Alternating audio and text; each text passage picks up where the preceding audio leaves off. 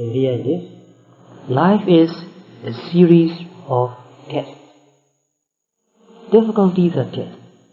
We are in school now. The whole life is a school. From the time we were born until we die, we are in school. And this is an informal school, no classroom, no textbooks. Everything we see, everything we hear, everything we smell, everything we feel, every happiness and every suffering, every problem, every achievement, every success, every failure is a lesson, is a test. When we have a success, that is a test. But we don't think of that as a test. It is testing you how humble you can be when you are successful. Most of us become very proud and conceited. Oh, I'm a success, other people are failure. So we don't treat people with respect anymore. We become conceited, arrogant.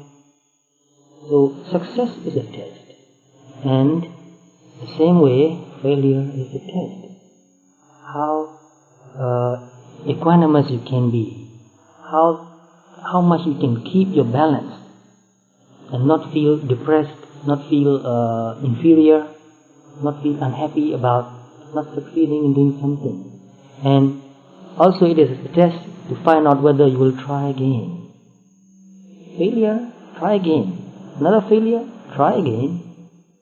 So it is the test that whether you have that kind of maturity, courage and trust in yourself and trust in life also, whether you will try again and again.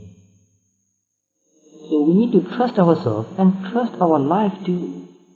Most people don't have trust in life. They don't have trust in themselves either. So this is also another very deep thing to think about. When I learned to trust my life and trust myself, from that time I learned more and more. And things get better and better, easier and easier. It becomes like a game, but a very serious game. Life is a very serious game. So when you face a failure, it is very important to understand that very deeply and not become depressed, and try to find out what's the best thing to do and do it again and do it again. Learn, correct yourself, learn more, do it again. So life is a series of tests, but if you pass your test, you look back upon them as good experiences. That is really true, actually. When you are facing a difficult condition, difficult situation, difficult time, many times you will think that, oh, how unfortunate I am. What have I done to deserve this difficulty, this pain? So you complain yourself, you complain your karma, you complain your parents or your husband or your wife or your government. You complain more and more. So the more you complain, the more it shows that you are failing your test. This is a test. To test your maturity, to test your endurance, to test your equanimity, to test your wisdom. So whenever you face a difficult situation, remind yourself, this is a test, this is a challenge. I must learn something from this experience and grow up, grow mature, become more mature. So I'd like to talk about myself very much because that's the person I know very well.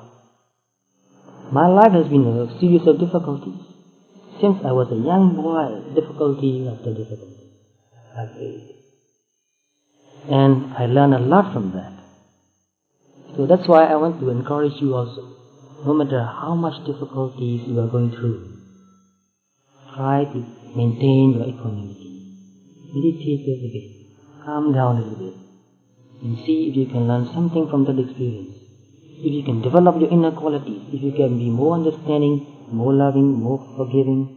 If you can endure a little bit more. So whenever we have difficulty, we blame another person. We accuse another person. We can't forgive that person for not doing enough for us. Sometimes we blame ourselves. I'm so stupid. I got myself into this trouble. We can't forgive ourselves. We feel ashamed of ourselves. Oh, people will know that I'm stupid. And how can I show my face again? I have to run away, go away. Because nobody knows me anymore. So when people do that, they run away. They don't want to face their old friends anymore because they are ashamed of themselves. So, but if you pass your test, you look back upon them as good experiences. You look back upon them as your success. You have succeeded. You have learned something. Concealed in every new situation we face is a spiritual lesson to be learned. So really this is a spiritual lesson. The whole life is actually a spiritual lesson. We come here to learn. We come here in this world, in this human life, at this time of the history, to learn what we need to learn.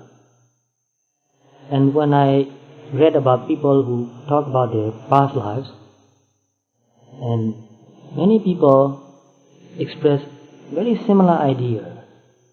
And one of them is that they come here to fulfill something, to learn something. Many people express that. And I feel it the same way too. I feel the same way about my life. I'll come to this human life to learn something and to fulfill some of my duties and obligations, or whatever you might want to call it. So when you understand your life in that perspective, from that angle, then everything in your life becomes meaningful. Everything is meaningful. So, another thing that I read in a book and remember very well, one sentence, very beautiful and very precious like a jewel, is that everything in this world has a hidden meaning. Everything in this world has a hidden meaning. Because we look so superficially, we don't see the meaning and things become meaningless. So many people ask me, what's the meaning of life? How can I answer that question? It depends on how mature you are.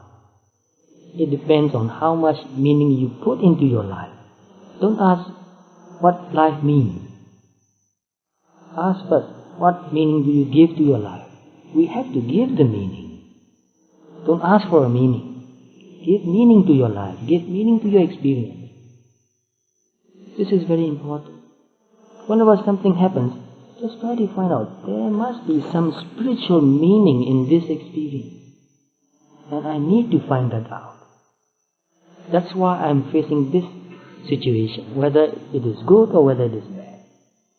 Good experience also has meaning. If we don't understand the meaning properly, we misuse the situation and then we destroy the situation and get into trouble again. So whether it's good experience or bad experience, it is very important for us to look very deeply and find out, what does this mean to me? To me, not to everybody. We want to try a meaning for everybody. Sometimes we cannot agree with the meaning. So don't ask whether somebody else will agree with your meaning. Just ask yourself, what does this mean to me? Sometimes I did something and it was very meaningful for me, but most of my friends said, this is meaningless, you are crazy. Why are you doing this? You are crazy. If I believe them, then I lose my meaning. So most of us believe what others thought, what others think, what others tell us. We don't believe ourselves, we don't trust ourselves enough. So forget about what others are saying. Because you are here, I understand that you have different values. Different from your family, different from your friends. You have different values. And you know that people will judge you, criticize you. Sometimes they make fun of you maybe. So everybody who walks on this spiritual path face the difficulty of being misunderstood.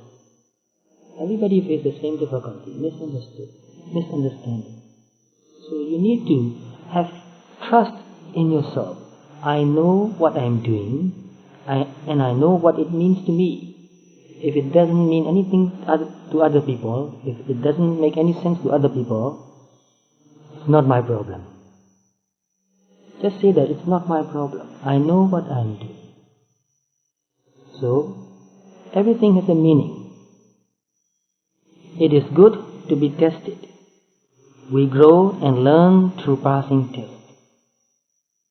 Really, we went to school, we study things, and we set for exams. We pass the exam, and we get to another higher standard.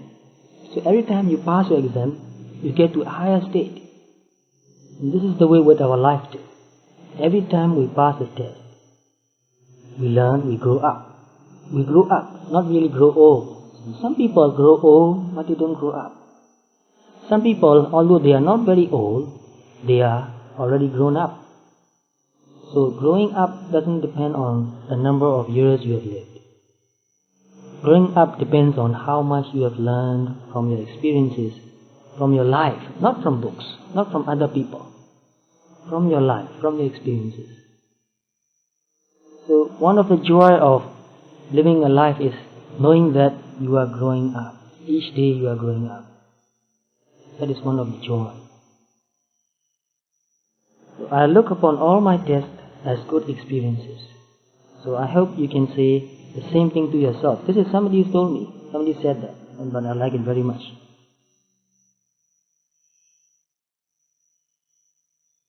So there was a time when I thought it was a nuisance to be confronted with a problem. So that story I told you just now, the man, he had no problem. Everything was just perfect for him. He get everything he wanted. So here, there was a time when I thought it was a nuisance to be confronted with a problem. I tried to get rid of it. I tried to get somebody else to solve it for me.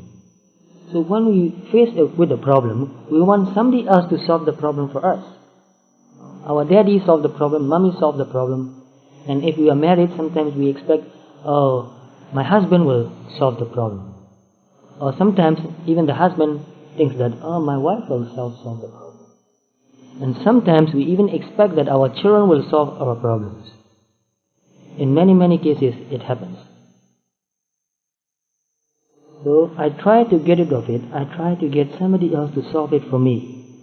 But that time was long ago. And this is a happy person who can say this. That time was long ago.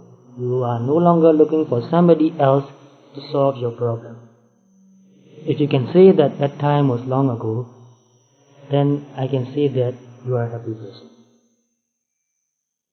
It was a great day in my life when I discovered the wonderful purpose of problems. Wonderful purpose of problems. Problems have their purpose. It's a lesson we need to learn and grow up. Yes, they have a wonderful purpose. Some people wish for a life of no problems, but I would never wish such a life for any of you. What I wish for is the great inner strength to solve your problems meaningfully and grow. That's the purpose of our life. To grow up, to learn, to solve our problems meaningfully. So there comes the wisdom, there comes mindfulness. We need to be mindful. We need to develop wisdom. We need to be always ready, always prepared, always alert, not to react automatically. When we react automatically, we are not solving our problems meaningfully, because automatic reaction happens unconsciously, and mostly it has no wisdom. Most of the time it's unskillful. Automatic reactions are mostly unskillful. So whenever we face with a problem, we need to remind ourselves, be mindful, take your time, calm down. Don't take it so personally. Don't react it from your personal feelings. Look at it from a higher perspective. Be mindful, and when you become very, very mindful, you feel like you are above everything. You can see everything happening down there. It's way down there you can see what's happening. Maybe some of you have felt that way. When you become very mindful, you are far and above. You can see everything, how things are related to each other, what will happen next, and what people are doing, what the forces are, what the situation is. So try to get that sort of perspective more and more, every day. So the best thing you can do is get up early in the morning and meditate. And tune your mind into that sort of mood.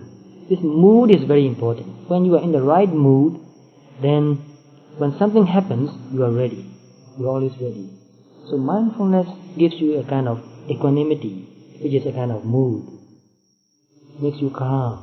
And it makes you, in a way, detached also. Or detached doesn't mean unconcerned. Detached means not egoistic, not personal, not attached. So problems are learning and growing experiences. If we don't want to face problems, we will not learn and we will not grow up, no matter how old we become. So I know many people. One person is about 50 years old now, and her father passed away 3 years ago. So when her father died, she was about 47. And she cried very much. And she said, "My father treated me like a child until he died. And I have not grown up yet." Because her father solved all the problems for the whole family.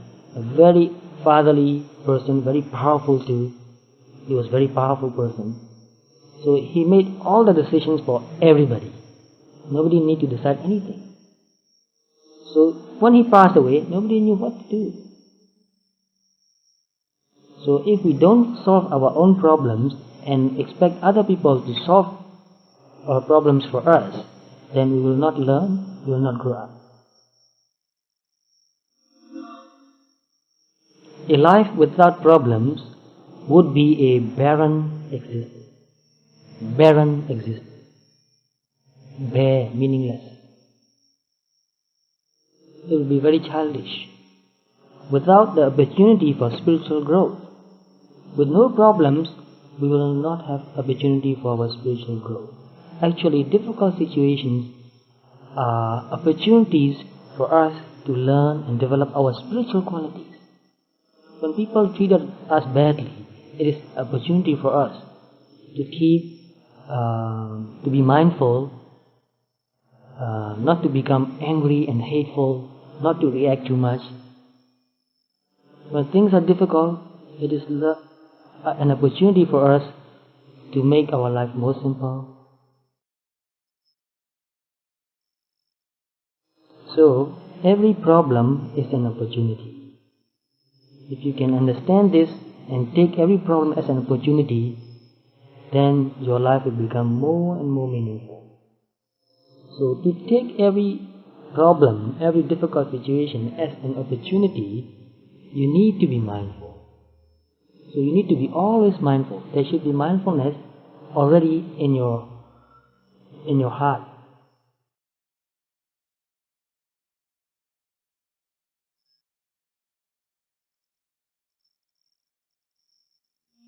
So we must use every opportunity to live out our spiritual ideal. So what is your spiritual ideal? I had many ideals since I was young. I took one ideal, and then after a while I was very unsatisfied with that ideal, so I discarded that one. And sometimes I didn't have any ideal to live with. So that was very confusing, that was very disoriented and painful too. And then I'll try to find out something worth living for, something worth to have as a goal in my life. Because at the time in my life I was, so to speak, materialistic. So at that time my life was most meaningless, because to have this materialistic point of view makes life very meaningless. So I tried to find out something that will make my life more meaningful. It was very, very hard to find one ideal, one goal. And when I started studying the teaching of the Buddha, slowly and slowly I began to appreciate a few things here and there. I couldn't understand everything. I was a very stubborn person, very skeptical too, won't accept anything from anybody. So I was prepared not to believe, to doubt. I was prepared to doubt. But slowly and slowly, I learned something. For example, to put myself in another person's situation. That became one of my ideas. Not to hurt anybody. I don't want to be hurt, so I think it is very important for me not to hurt anybody. If I say that I don't want to be hurt, I don't want to be cheated, I don't want to be lied, I don't want to be insulted, I don't want to be treated disrespectfully, and I do that, if I treat other people disrespectfully, if I hurt other person, then that means I have, what do you say, double standard. That is not good. Double standard is not good. So, once I had that sort of ideal, and this is still my ideal. If I want to be loved, I must be loving. I must learn to love. And it is very difficult. I'm still learning to love unconditionally. So, if I want to be respected, I must respect others. If I want to be treated honestly, then I must treat others with honesty. And that becomes my ideal. So when my friends ask me, what is your religion? Because when I was in university, when they fill up the forms, in one place you have to fill up what your religion. I always put, not any yet. Not any religion. I don't have any religion yet. This is honesty, because at that time I couldn't decide what to believe. I didn't believe in any religion. But when my friends asked me, what is your religion? I said, my religion is honesty. So if you can make that one ideal and really believe it, really honestly take it as your ideal, honesty is my religion, I think you can achieve everything in your life. So when you do something, ask yourself honestly, why am I doing this? Now you are here. Ask yourself, why am I here? What do I expect? What am I doing? What is my ideal? Very important question. So any kind of spiritual ideal you take, like say example, love or compassion or honesty, anything you take it and really stick to it, honestly stick to it. If you do that, you can develop every other spiritual quality. If you can do one thing, everything will follow. So later I changed my ideal to mindfulness. So later when people ask me, what is your religion? I say, mindfulness is my religion. I try to be mindful as much as possible, everywhere, anywhere, anytime. Because when you take it as your religion, and you practice it only in the evening from 7:30 to 8:30, and you forget about it the rest of the time, then you are cheating yourself. So ask yourself, what is my ideal? If you take mindfulness as your ideal, then ask yourself, am I really doing it all my life? All my waking hours?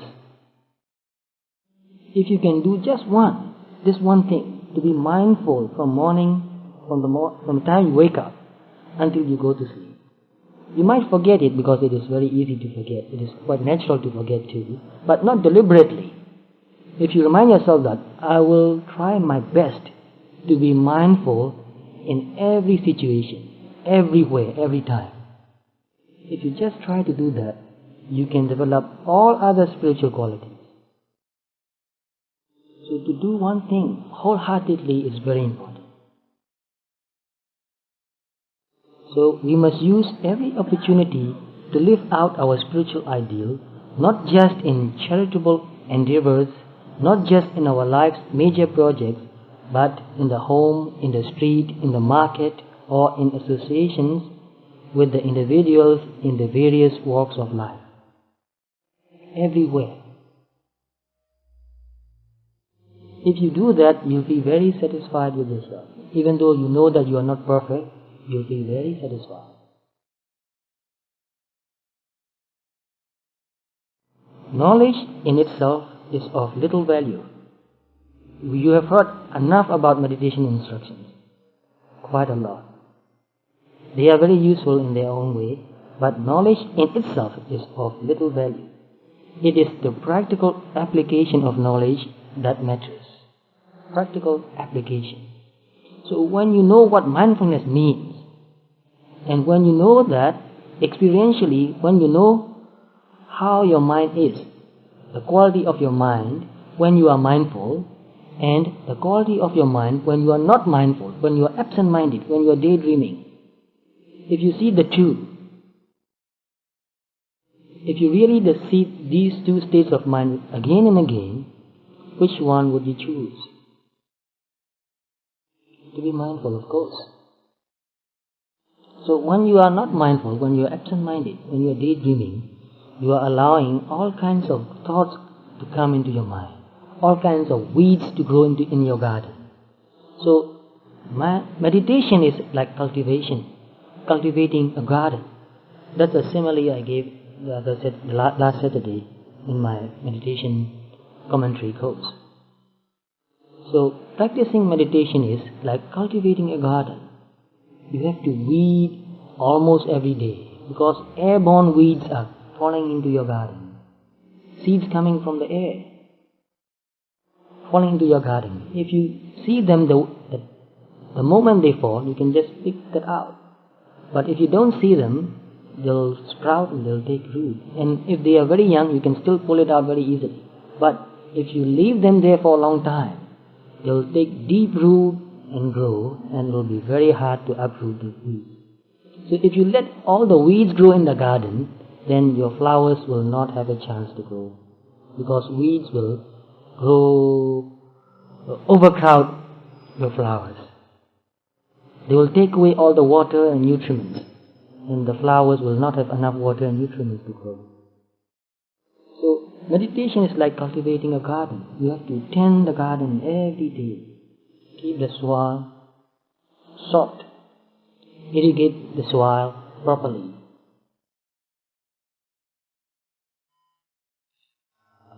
So what counts is how we live our daily lives, how constructively we use the resources we have, and how lovingly we treat the people around us. So just to sit and meditate is not enough. When we become more sensitive to ourselves, we become more sensitive to other people. So to love people is also very important. So when we practice vipassana meditation, there are many other meditations that we should practice to support this vipassana meditation. And one is metta, loving kindness. Without loving kindness, we cannot nourish our heart. It's like nourishing the soil, irrigating the land, putting manure, nourishing the soil, loving kindness. That includes also karuna, mudita, upekha also, and reflecting on the quality of the Buddha, which is the highest ideal, the highest spiritual attainment. So to love and respect Buddha is very important too, because he represents our goal. He is our teacher. So the more you understand what Buddha means, the more you love Buddha, then the more you feel happy about practicing. So some people don't think about that very deeply. They think that if you practice meditation, that's enough. No, we need to love somebody. We need to take somebody as our teacher. It's very important to choose the right teacher. If you choose the wrong teacher, you will get into trouble. And reflecting on that also, life is very short. Even though it's 80 or 90 or 100, it's nothing compared to the samsara. It will go away very soon, one life after another. So these are other meditation practices that we need to practice so that our mind becomes really focused toward meditation. Otherwise we get distracted to many things. So what counts is how we live our daily lives.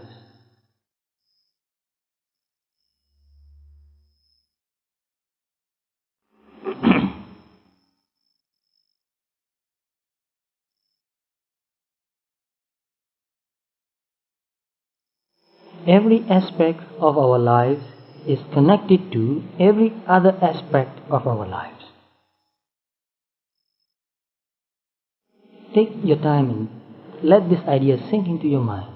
Every aspect of our lives is connected to every other aspect of our lives. You cannot keep things separate. This compartmentalization, what they call compartmentalization, is becoming very common in modern world. We think we can keep things separate. For example, one person who was a meditator, and he was also a businessman. And in his business dealings, he was not honest. He cheated quite often. So when one of his friends pointed out that, he said, "You are a meditator, but look, in your business dealings, you are not really honest." And this man said, "Oh, the two are different." So he thought that he can cheat in his business and then go to a meditation center and meditate and expect to become enlightened. You cannot do such thing.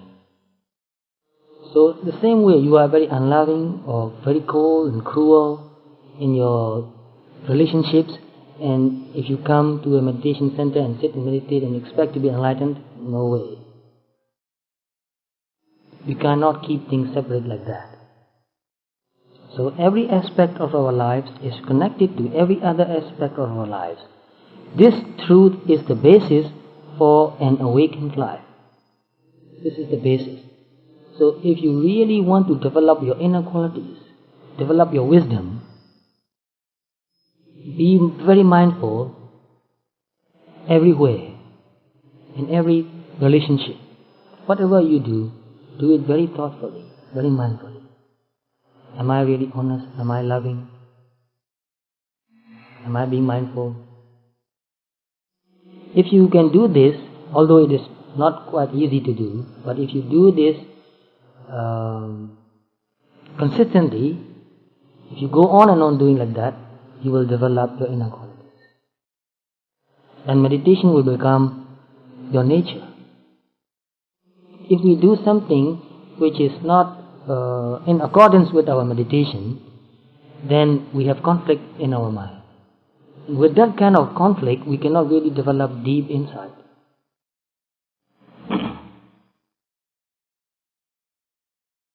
So these are a few things that I want you to remember and think about and put into practice too.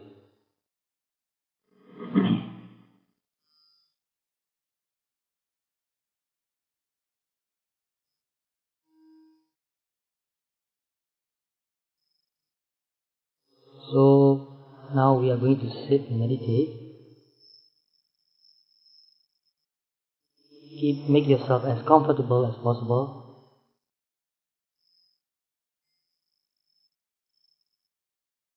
As relaxed as possible. If you can sit without your legs overlapping on each other, in the long run it is much easier. Although in the beginning it's quite difficult. But if you get yourself used to sitting like this, after a while it becomes very easy. If you put your legs like this, then the hard bone and another hard bone touching, after a while it becomes painful. But if you keep your legs like this, then it's easy.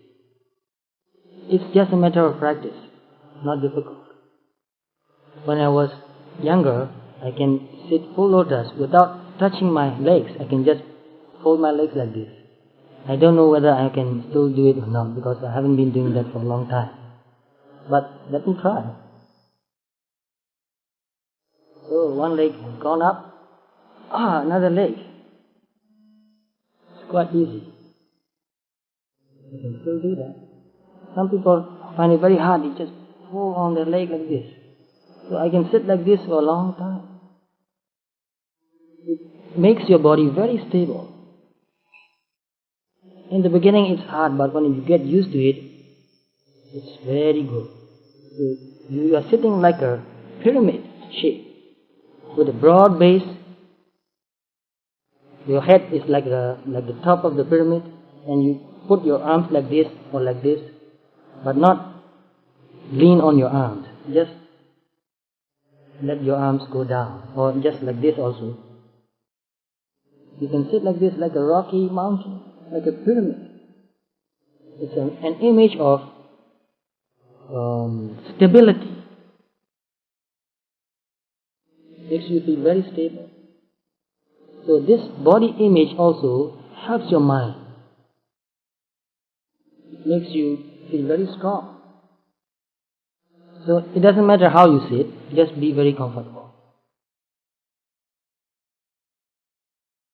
And then breathe in slowly and deeply, because when you breathe slowly and deeply, it helps your mind to calm down. Breathe in, be completely aware the whole breath from the beginning to the end, and then breathe out, completely aware of the breath from the beginning to the end.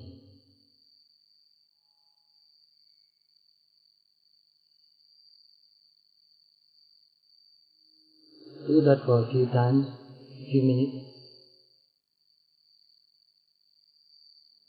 And go over your whole body and check again and see if any part of your body is tense. If you can feel any tension in your body. Arrange your body, move about a little bit. See if you can find a better position. Make yourself more comfortable.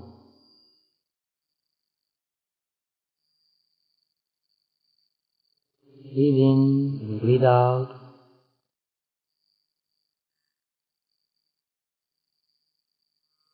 It is very important to be very relaxed when meditating. Meditation itself can become very stressful. Although being relaxed is not our primary goal, it is important to be relaxed. So,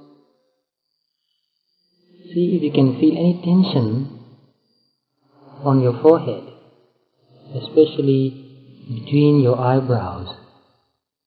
If you can feel any tension, feel it, and then slowly let go.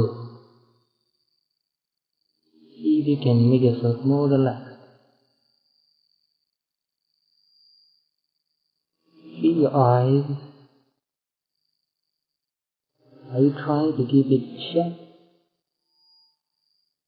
Just drop your eyelids. Relax.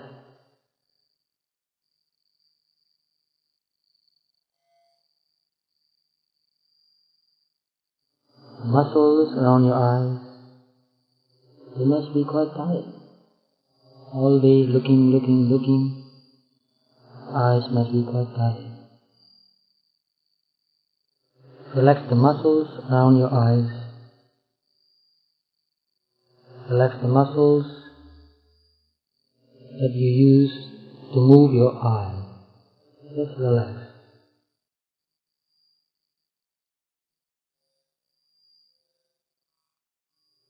Relax your jaw. Are you clenching your teeth? Drop it.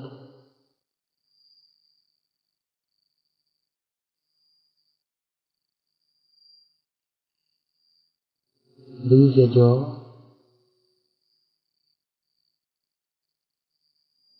And your lips, we talk so much.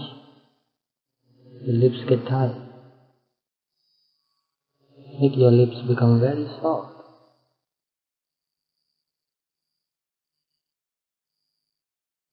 And the muscles in your neck, very big muscles. The muscles keep our head in the position. See if you can feel any tension near your neck where the muscle comes in contact with your head.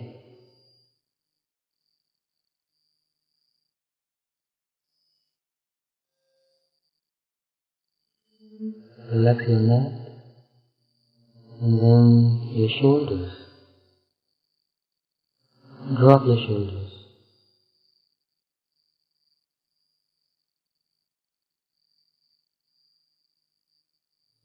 Slowly go down your arms,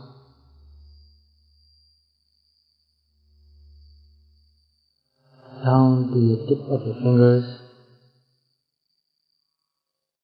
Slowly see if you can feel any tension.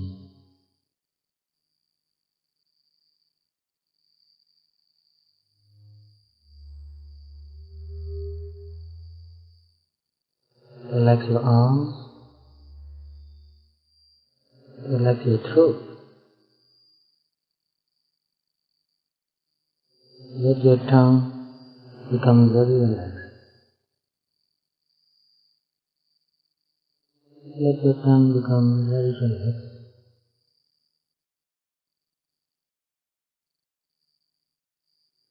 Breathe in slowly and deeply with no effort. Don't put any effort. Just let yourself breathe in and breathe out.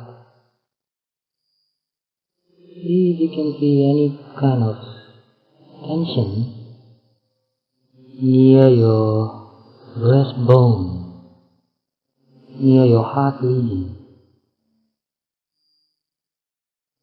Whenever we become tense or anxious, that region becomes very tense.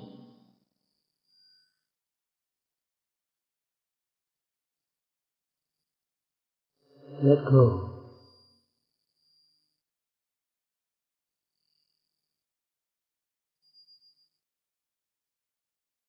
And then the diaphragm that we use when we breathe. Breathe in and breathe out. And see if you can feel any tension in the diaphragm.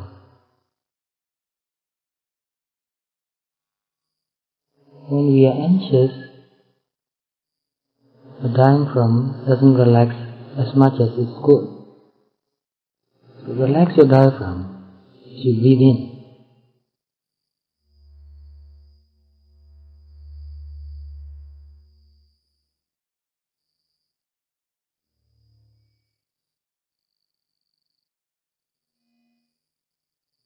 Your shoulder, your back, go down to your lower back.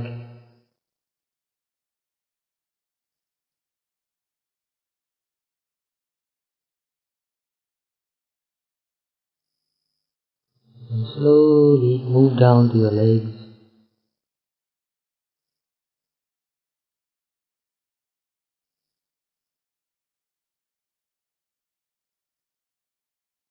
If you feel any tension, be aware of that. And if you need to move, if you can make it more comfortable, move a little bit.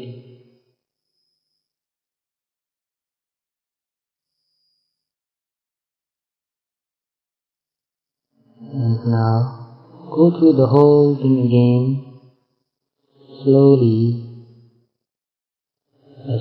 as you want to.